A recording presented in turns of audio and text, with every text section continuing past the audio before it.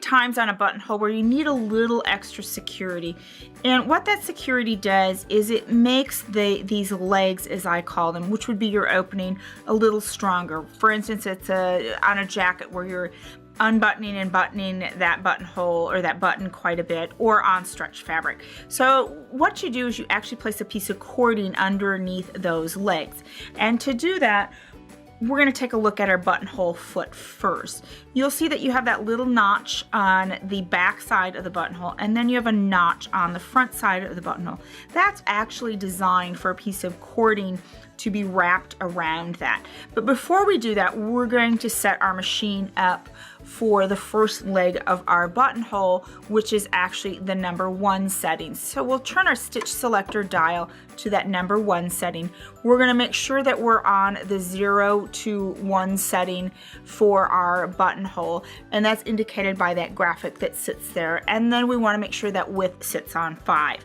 Now, what I have used for my cording in this case is 2 strands of 12 weight thread. I don't want it super heavy. I just want it enough to give that buttonhole a little bit of stability.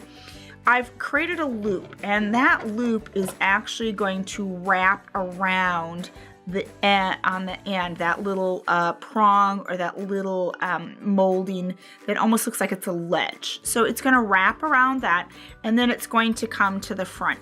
Now, I don't secure these threads in the front until I actually have my buttonhole foot on and my fabric in place. So we're going to slide that prong or our positioning for the buttonhole to the back and put our buttonhole foot on our machine. Now we're set. We're going to place our fabric underneath our presser foot, aligning our marked line where we want to start our buttonhole with our marking on our presser foot, and we will lower that. So now this is where I make an adjustment to these cords. Again, 1 set of the cording will ride on the left side, 1 set on the right. Now what you're going to do with that is, on the right side, I'm going to pull that up and to the left, and with the left side, I'm going to pull that up and to the right, and then kind of re-wrap them around that notch. And what that does is that secures that in place, and you can see how beautifully that set of cording lays on my fabric.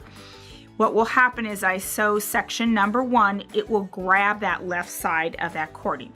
We're going to start by sewing the left side of that buttonhole.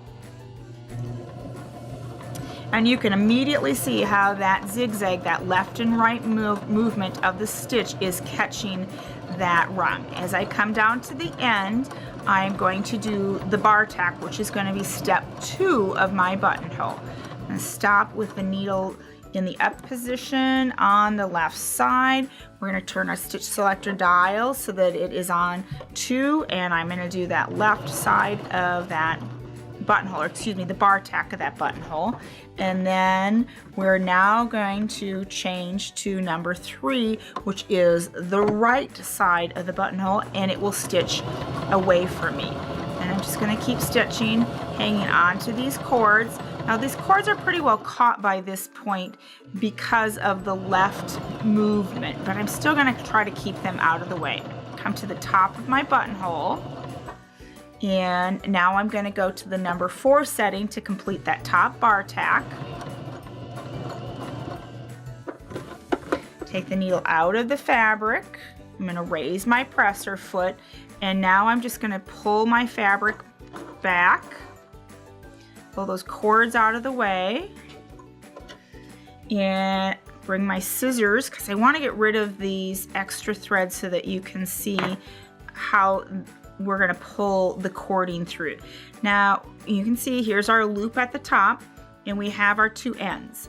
Now I will tell you that sometimes one end you might get it caught in some of your stitching, and that's okay because you have 2 sides that you can pull from.